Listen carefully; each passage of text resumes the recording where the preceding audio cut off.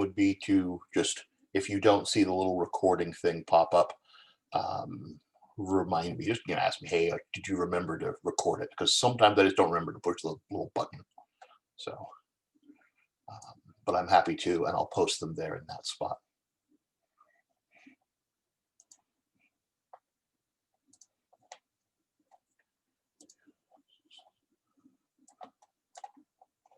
Oops. Oh, because I'm in student view.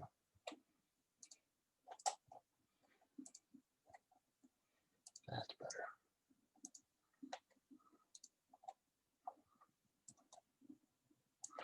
Okay. So these two questions real quick. We'll often refer to either graphing things or solving things or just finding things in the first rotation. When we refer to the first rotation, if we're in radians, it's between 0 and 2 pi. If it's in degrees, it's between 0 and 360. So that's just that first turn. You'll often see it written as, say, theta in the interval from 0 to 2 pi.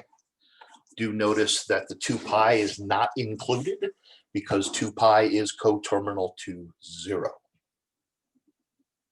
So that location is all, the 2 pi location already has an identified location with 0. So you'll often see it with that parenthesis at the end. So not included, but the 0 with the square bracket being included.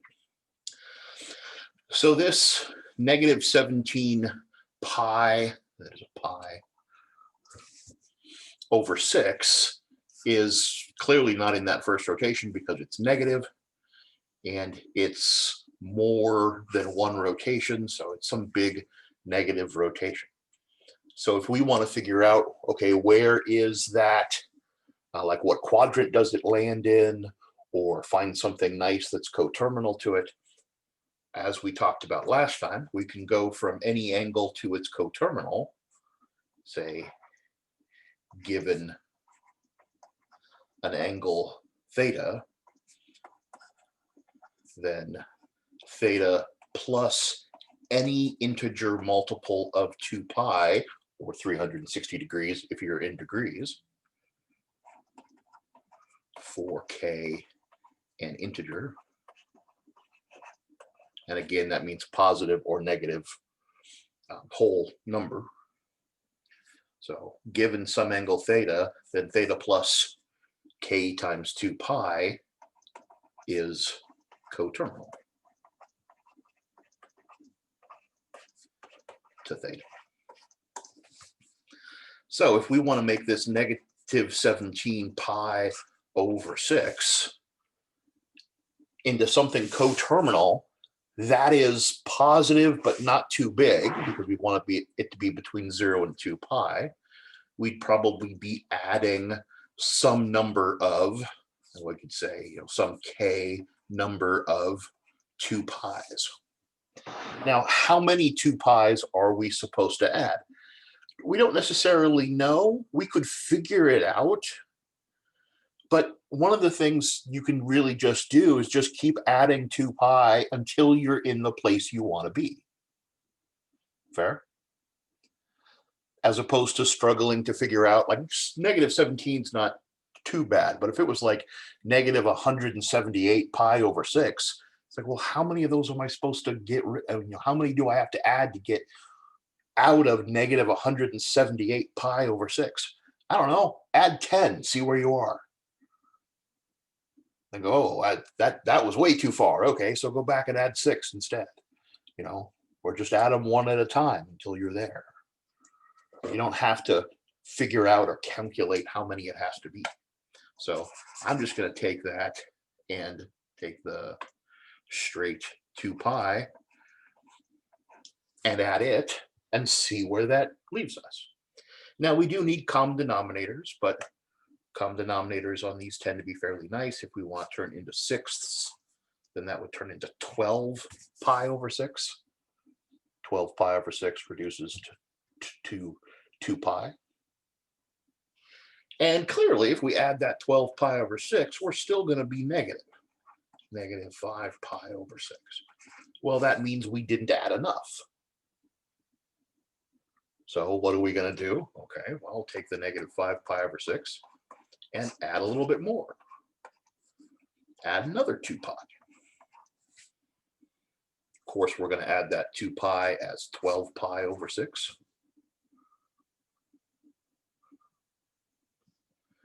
And that's going to get us, what, 7 pi over 6? Now, 7 pi over 6 is positive, good, and it is in the range between 0 and 2 pi. How do we know it's in the range between 0 and 2 pi? Well, 1, because it's positive, and 2, it's less than 2 pi in sixths. It's less than 12 pi over 6. Anything between 0 pi over 6s and 12 pi over 6s are in that first rotation.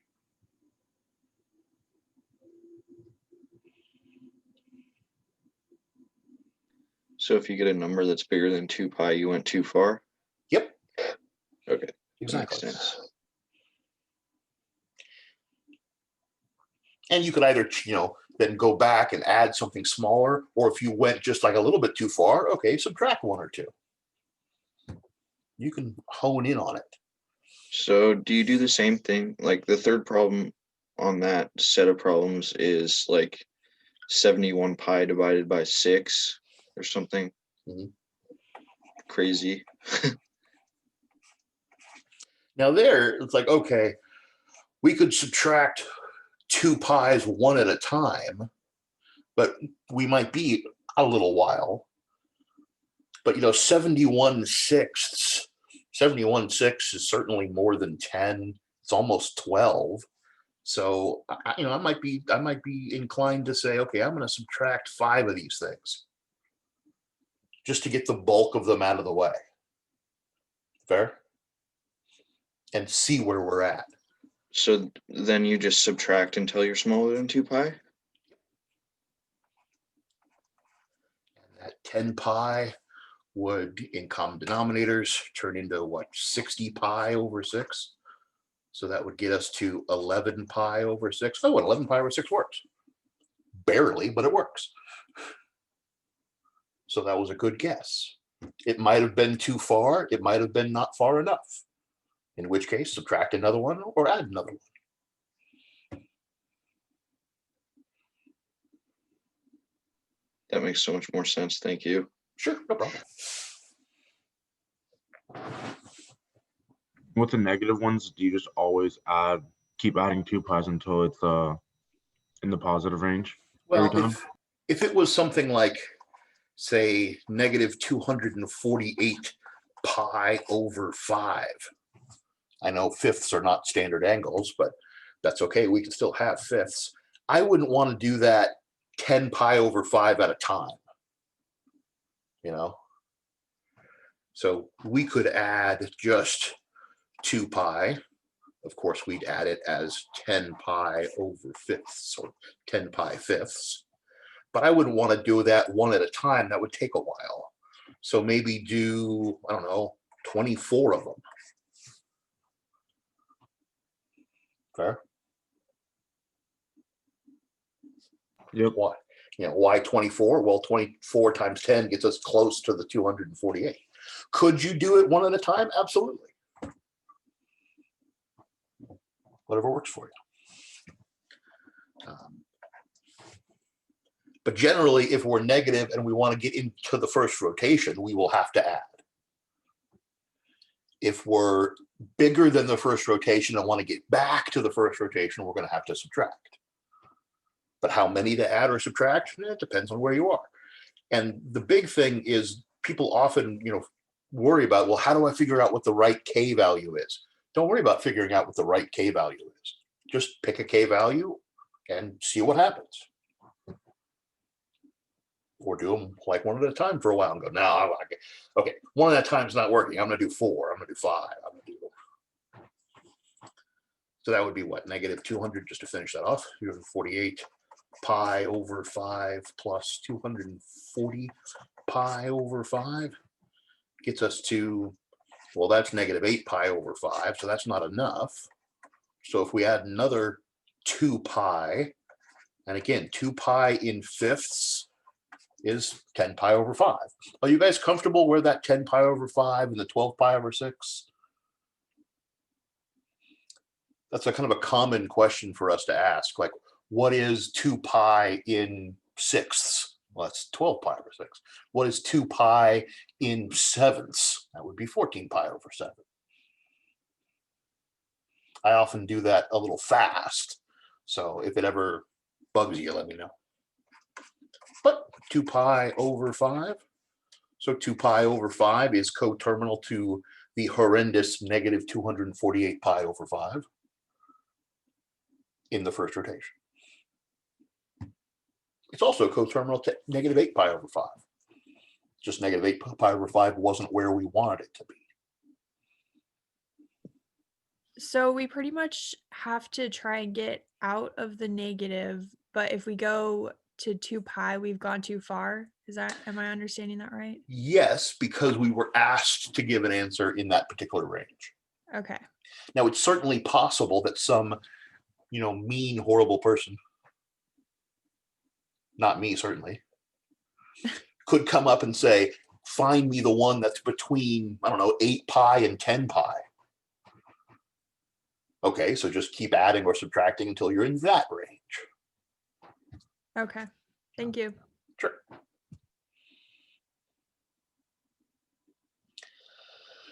This second question, I actually put on a final once, which was probably mean because everybody overthought it and made it horrible.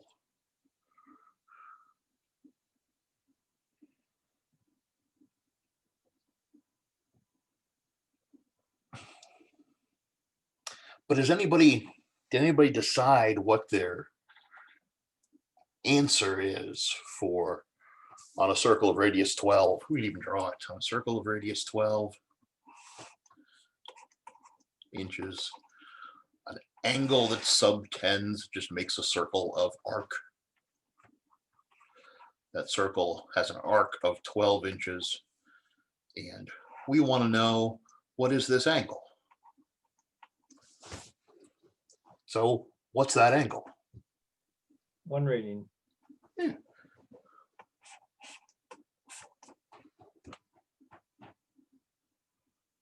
By definition.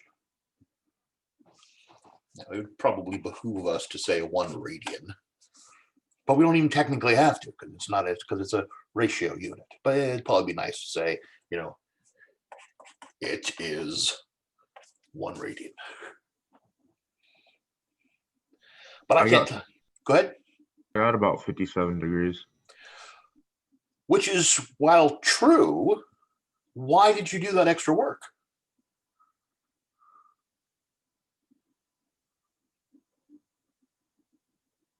Your mic cut back out. I just used the formula that you gave that's in the textbook, and it's Yeah, but the formula Mhm. is that the arc length is r times theta.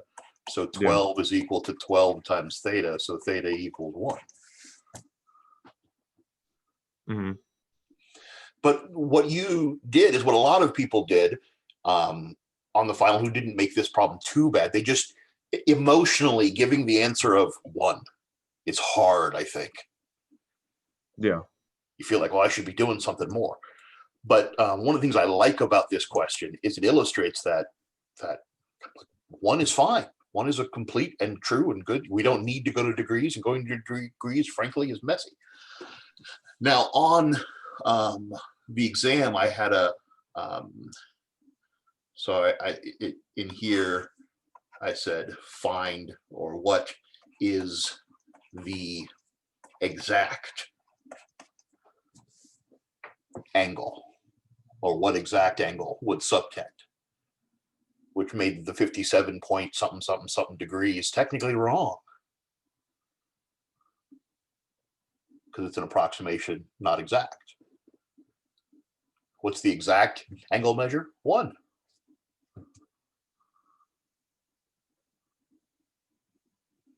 I would also accept 180 over pi degrees. But why would you do that?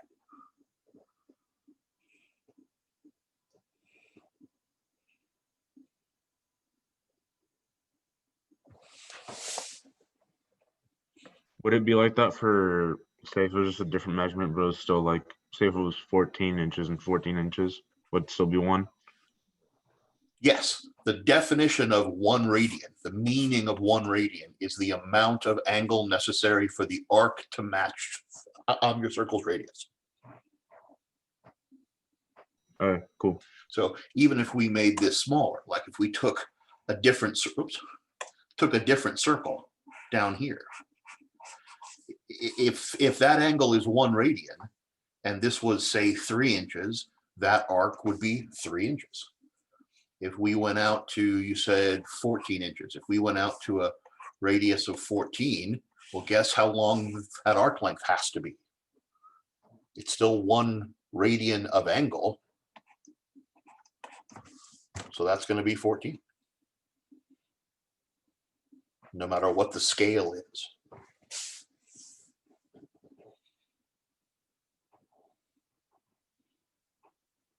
And say it wasn't, say they weren't equal. Let's say instead this was, oh, I don't know, 7, and this was, I don't know, 9. As long as they're the same unit. And we want to find that angle.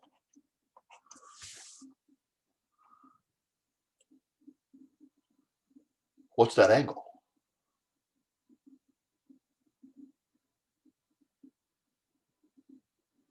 9/7 radians. Yeah.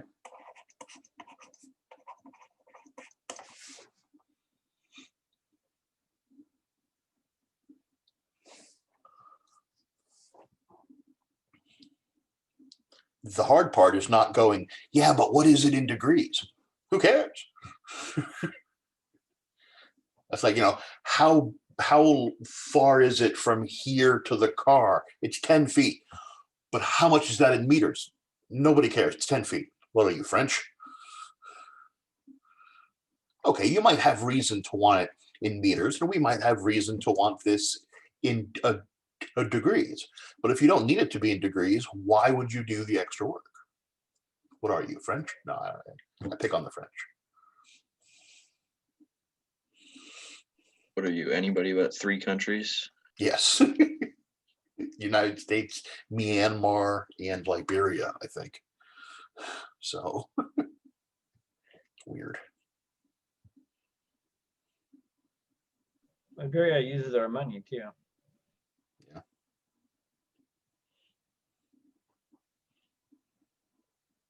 So, but mostly, yeah, that question is kind of to illustrate that idea of we don't, not only do we don't have to go into degrees, a lot of the reason we use radian measures just because for a lot of things it's just simpler because it's a structural relationship.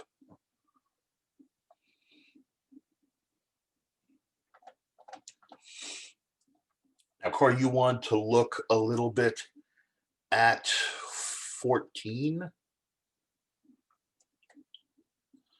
Yeah. I don't want to. I know a lot of people are looking over the homeworks. I think a lot of people haven't quite gotten to 14 yet, so I don't want to spoil the story.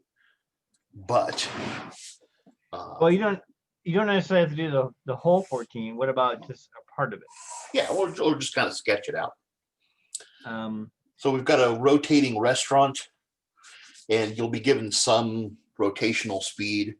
The one I'm looking at has a revolutions per hour of 1.01 revolutions per hour. And mine has somebody sitting 19.7 centimeters from, or centimeters, meters from the center. So 19.7 meters from the center. So they're going around that circle. And we're asked a series of questions.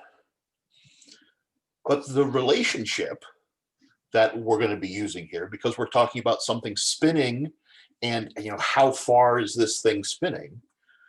We've got a couple of relationships that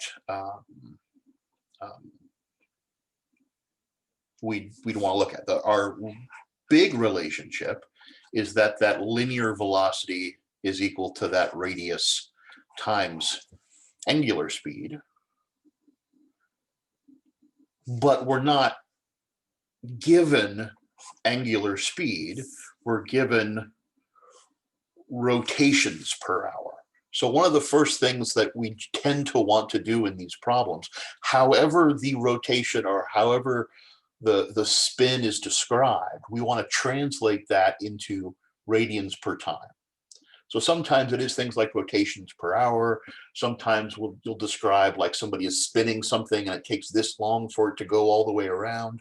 However it's described, one of the first jobs is to turn whatever the spinning mechanic is into radians per time, or our omega. And that time unit can be any time unit that we want for our particular problem. This problem's already in hours, so I don't see any reason to get it out of hours at this point. And we talked a little bit about doing this last time. If we have 1.01 rotations per hour, how do we convert rotations into radians? Well, with our equality. Do we know how many radians are in a rotation?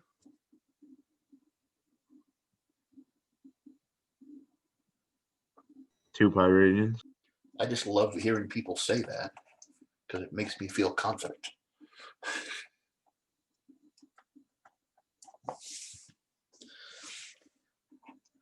So I'm just going to write this as 2.02 pi radians per hour.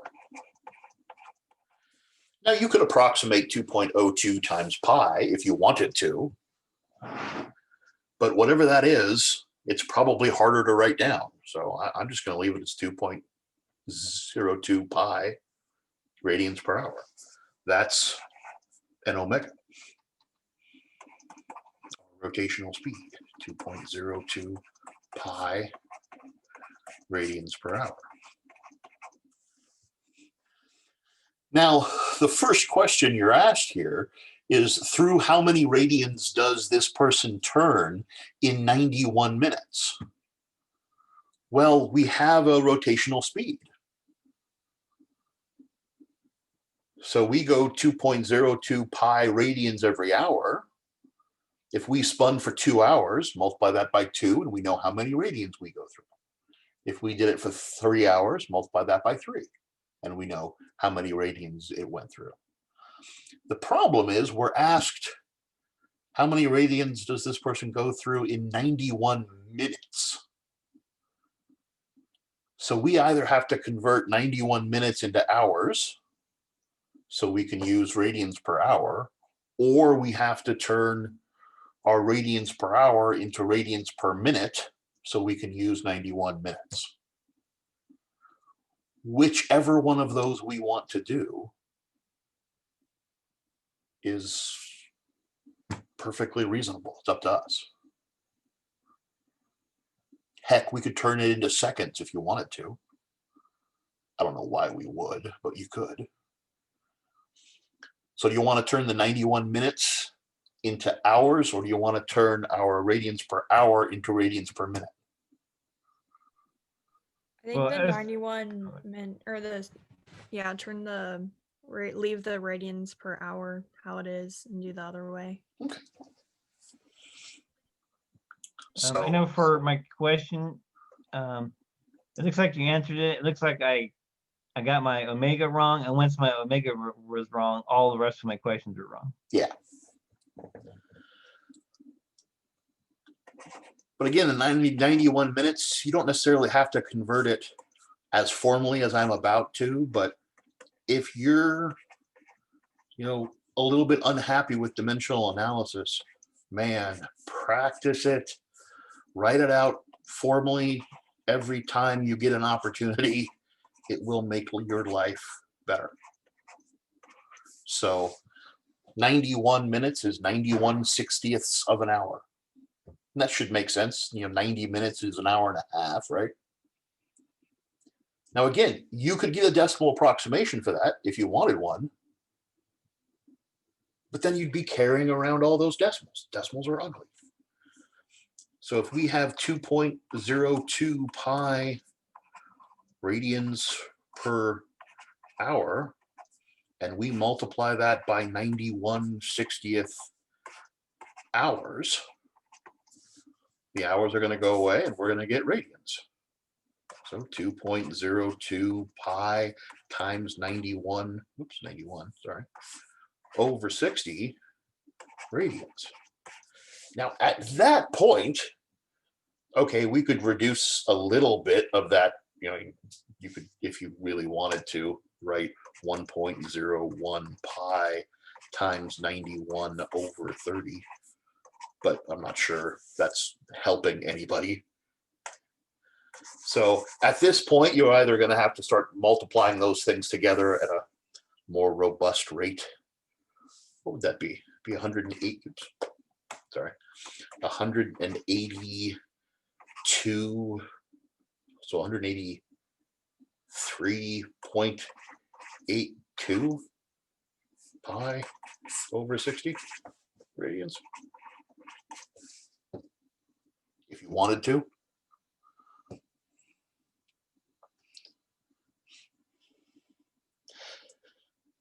You could probably reduce that a little bit if you want to. I hate having decimals in my fractions, so having decimals in my fractions always bothers me a little bit.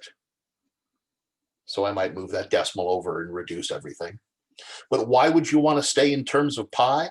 Again, as we've talked about, that's a habit I want us to get into. It is an exact value, so it's more accurate than any approximation.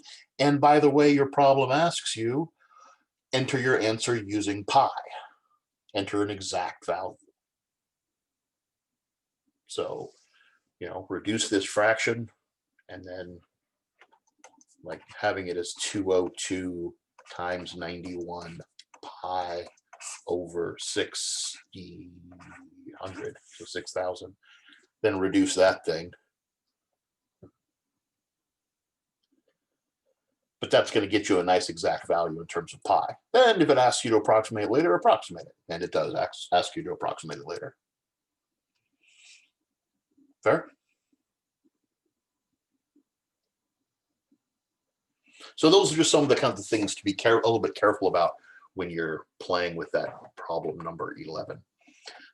If you're having trouble with the angular speed stuff in general, as I said, I do have a video. It's on this number 11, but it kind of uses it as an excuse to talk through a lot of the issues.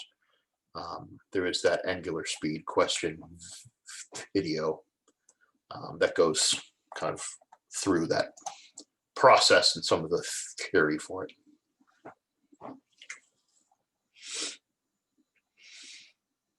Okay, anything else I can do for you real quick before we dive into part of 5.2? So was that last on that last one, was that the final answer, the 183.82 over pi over 60? I'm not sure what it would want as reduced form, but maybe reducing that fraction a bit. But yeah, that's the final answer in terms of pi. It then does ask you to approximate it, so you give approximation. But then it asks, how far does this person move? Like, how far do they go in meters? So you'll have to put that omega back into this formula to turn that into a linear speed of meters per hour. Mm-hmm. And then that many meters per hour for 91/60ths of an hour. Fair? Gotcha. Yeah. So it's got a couple of parts, but Mm.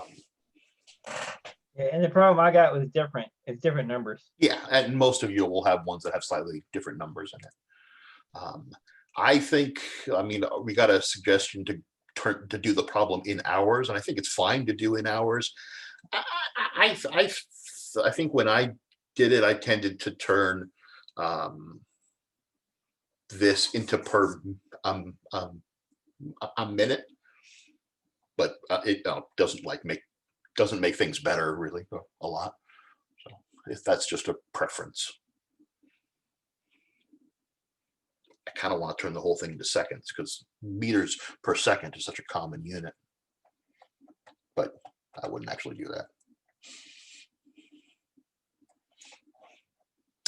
Okay, let's look at 6.2. 6.2 is in some ways short and in some ways has a tremendous amount of information in it. When we're talking about trig, we are talking about our 6 trigonometric functions. And there are 3 main different definitions for these 6 trig functions. We're going to talk about all of them, but we're going to start with the kind of the simplest one, the smallest one. It's the most restrictive definition, but it's also the most kind of straightforward. We will then move to the more general definitions, but we're going to start with these,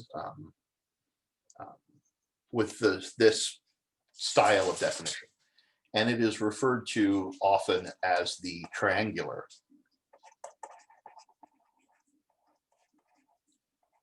definition of the trig functions.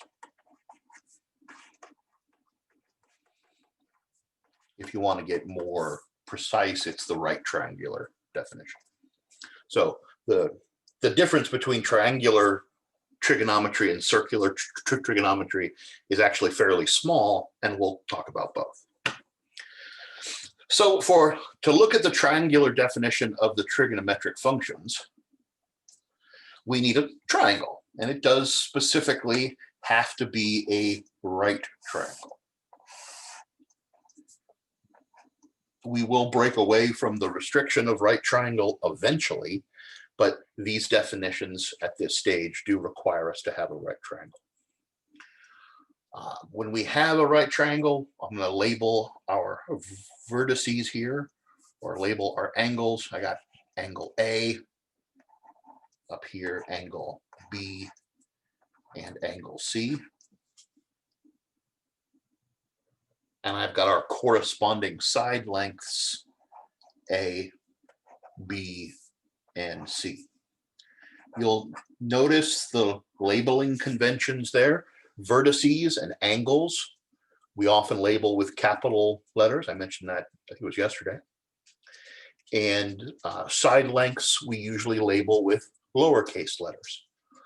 Also notice the convention that the side opposite the angle C is labeled side C. The side opposite the angle A, you can imagine this angle A creates this side length A. So the angle and its opposite are often labeled in pair. They don't have to be. We could label them anything we wanted to, but you will see that labeling pretty often. We could also, if we didn't want to use that labeling, which we won't always, pick one of our angles and call it our general variable angle theta. And then in reference to this angle theta, this side here, we'd refer to as the opposite leg of the triangle, opposite side, opposite leg of the triangle, in reference to angle theta. And then this other side, this other leg of the right triangle, is adjacent to the angle theta. It's up against the angle. It's one of the rays that make the angle theta. Technically, this long length on top is also adjacent, but it happens to be special in that it is the hypotenuse of our triangle. So labeling the adjacent side adjacent and the hypotenuse doesn't destroy the specificity of our adjacent. The definition of hypotenuse, by the way, you are a hypotenuse of a triangle if you are the side opposite the 90 degree. That's what it means to be a hypotenuse. Now, one of the things to be careful of is if we change the angle of reference, if we change to looking at angle phi, relative to angle phi, this side is the opposite, and this side is the adjacent. Fair? You are not the opposite leg of the triangle, you are the leg opposite the angle theta, or adjacent to the angle theta. Fair? You might be noticing I'm going back and forth between calling them sides and legs. It's specific to right triangles.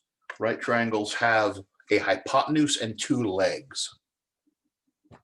So the non-hypotenuse sides of a right triangle are often referred to as legs.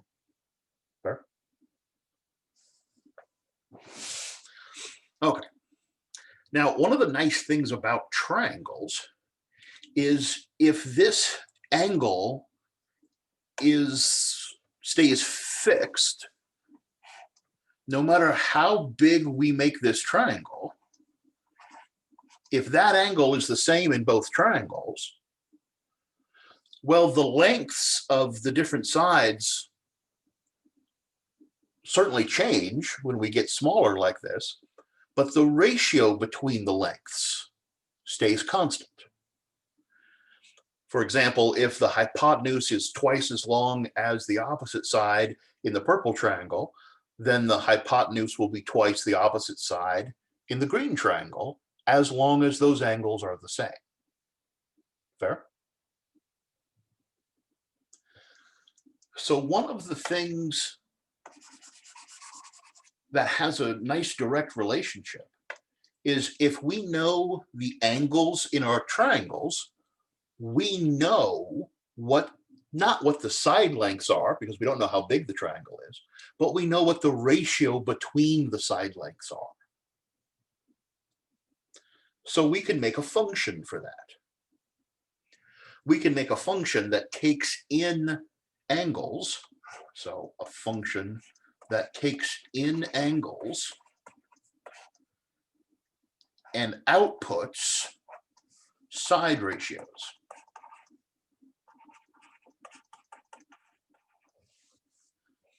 And that's what the job of the trig functions is. The trig functions are functions that you give them angles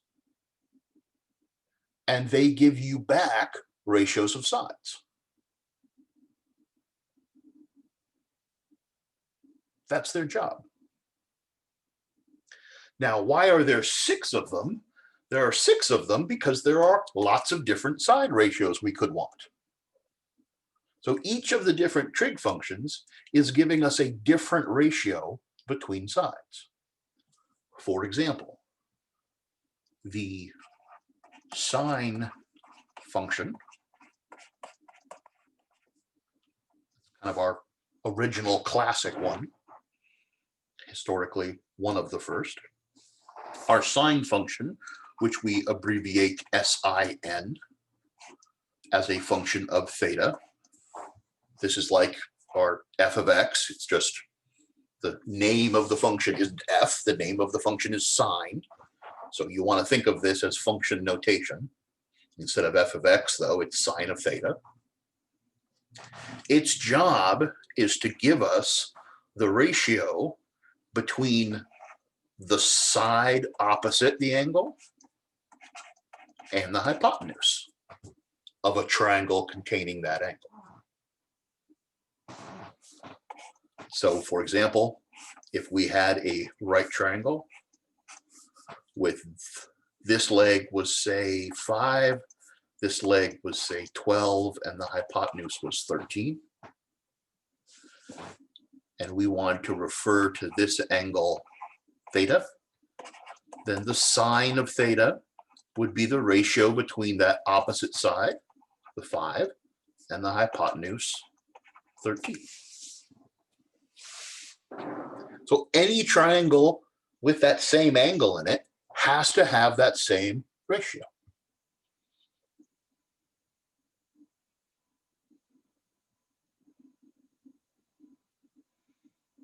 that seem reasonable so far?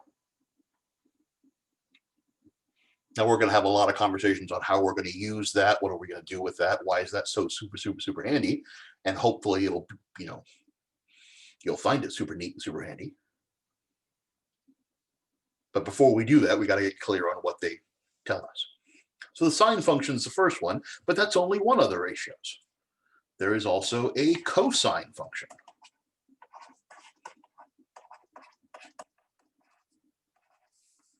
Abbreviated COS. Please do not call it cos. We abbreviate it COS, but when we're speaking it, we should say cosine. The cosine gives us a different ratio. It is the adjacent length in ratio to the hypotenuse. So it is adjacent over hypotenuse. So for all example triangle over here, the cosine of theta would be the 12/13.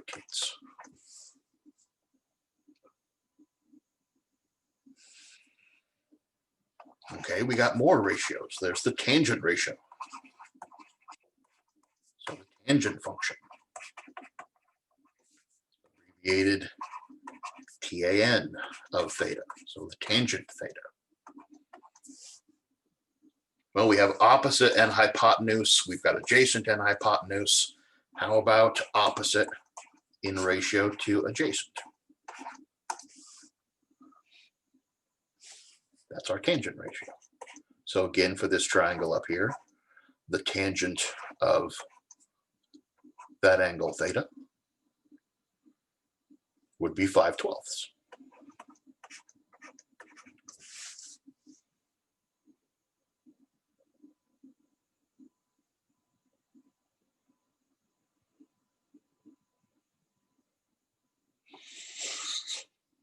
That good so far? Now, again, there are 6. This is 3 of them, but we've already done opposite to hypotenuse, adjacent to hypotenuse, and opposite to adjacent. That often feels like all of the possible combinations. In some ways it is. And because of that, sine, cosine, and tangent, we often think of as being our primary trigonometric functions. They are the big 3. But there are 3 more ratios. There is the cosecant function. We'll talk about the prefix next week. But there's the cosecant function. There's the secant function. And the cotangent function. I should write the whole thing out. Cotangent.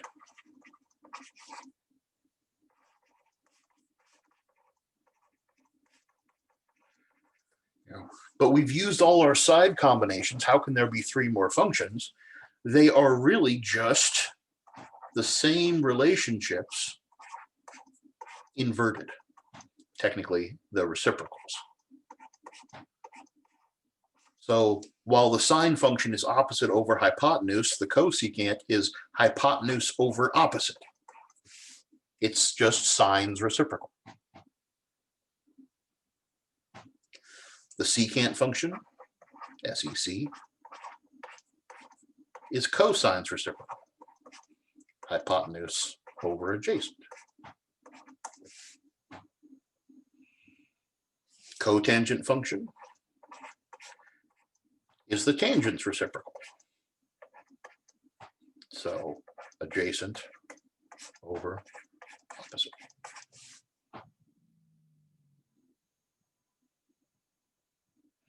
So if we want to finish out this list, the cosecant of our angle theta, we could go back to our triangle, but it's just the reciprocal of sine, 13/5. Our secant of theta, again, we could go, secant of theta is hypotenuse over adjacent, so that would be 13/12, or just, if we know the cosine, take the reciprocal of your cosine. Cotangent, the reciprocal of tangent, 12/5. hopefully you can see why I refer to the sine, cosine, tangent as our primary three. Oftentimes we will use those three instead of secant, cosecant, and cotangent. Even if we want the reciprocal relationship, we find sine and then flip it over. Fair? But I have a quick question or a statement, maybe. Shoot. Aren't there even more relationships? Because theoretically, if I know it's a right triangle and I know the sine of something, I should be able to figure out what that corresponding angle is. Yes, but that's the inverse relationship of the function. So it's the same six functions, it's just which direction are you going? Are you going from the angle to the ratio or the ratio to the angle? It's still the same ratios. Right, it's ratio to the angle. But I just mean that we can use this to figure out what the angle was if we didn't already know it. Yes. And we will in a couple of sections. So how are we going to use this? So I can let you go here pretty quick. Let's say we have a triangle and we know it to be a right triangle. Again, we're stuck with right triangles for a little while. And say we knew one of these angles. Maybe it's one of our standard angles, maybe it's not. We'll start with not. So let's say this is 27 degrees. I know we're going to talk in degrees a little bit before I let you go today. And we knew one of the side lengths. Let's say we knew the hypotenuse was 12. That is enough information for us to figure out everything else in this triangle.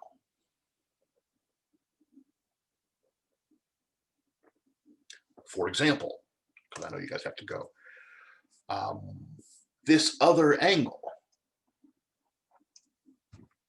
What do the three angles in a triangle have to add up to? 180. 180. So that 90 degrees plus 27 degrees plus that other angle, I'm going to call it phi, they have to add to 180 degrees. So the 27 plus phi's got to be 90 degrees. These are complementary angles. Remember that vocabulary word from Tuesday? So that phi has to be what, 63 degrees. So that's just knowing that they have to add up to 180. Okay, we also got to figure out these two side lengths. If we knew two of them, Pythagorean theorem could get us the third, right? But we only have one. But we do know, say we want to find this length, that would be the side opposite the 27 degrees.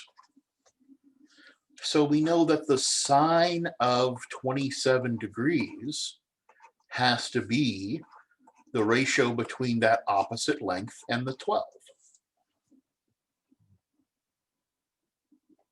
And we live in a wonderful time where we don't have to look up in some big book what the sine of 27 degrees is. You guys have calculators, right?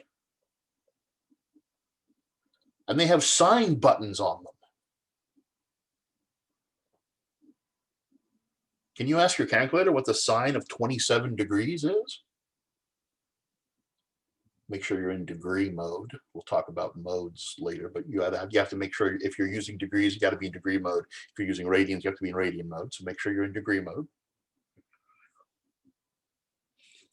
But what is the sine of 27 degrees? Approximately.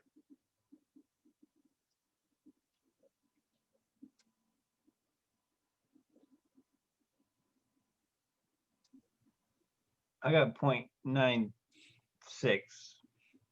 But I'm not sure if I'm the radians and degrees though.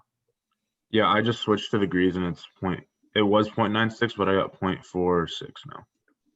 0.46 sounds more correct. But, you know, whatever it happens to be, say 0.46, that's more correct. Because this length should be shorter, that length would be longer. So about 0.46 is the opposite length in ratio to the 12. Multiply both sides by 12. 12 times 0.46 is that opposite length. So what's 12 times 0.46? 5 something.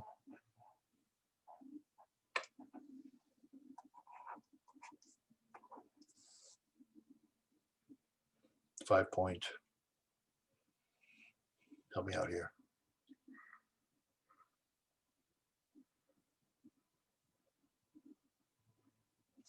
5.52. 5.52. Okay, great. Now all we would need is this other side, and we could use Pythagorean theorem to find that other side, or we could use the fact that the cosine of that 27 degrees has to be the adjacent length, that other length, divided by 12. So that adjacent length has to be 12 times the cosine of 27 degrees. And if you wanted to stay exact, you could stop there. That's an exact value. 12 times the cosine of 27 degrees is an exact value. But if we want a decimal approximation, which we probably do, we could get a decimal approximation by multiplying 12 times the cosine of 27 degrees. What is 12 times the cosine of 27 degrees? About 10.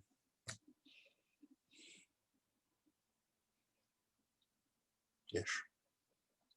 I'm guessing, let me know. 10.69. So 10.69.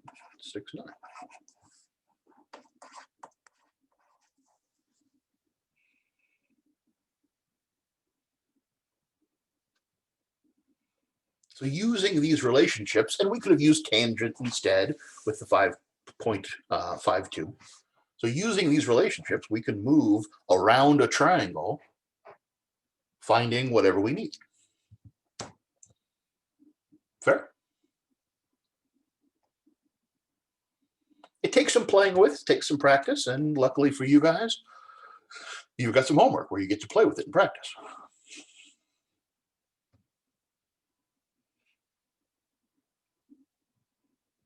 Anything I can do for you about that before I run you off? I know we're over a couple minutes. If you've got a class, go to it. But anything I can do for you guys before you wander off? Yeah, if something comes up that you need, let me know. I had a question about the threads. You know how we kind of respond on the MyOpenMath? Uh-huh.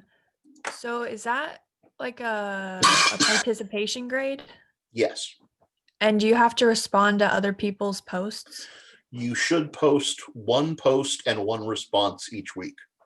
Okay, thank you. Ideally, you'll just use it because it's handy, and I'll eventually kind of go, oh, I don't even have to look at that. They're using it great because they're awesome, you know. And I'll just give everybody the full participation stuff because you guys are great. Sometimes that happens. And sometimes it's forcing people to make sure they do it. But ideally, you guys will find it useful and helpful, and it won't be a struggle. Cool. Yep. All right. Okay. Have a good day. Let me know if you need anything. If not, I will see you Monday, I guess. Okay. Have a good day.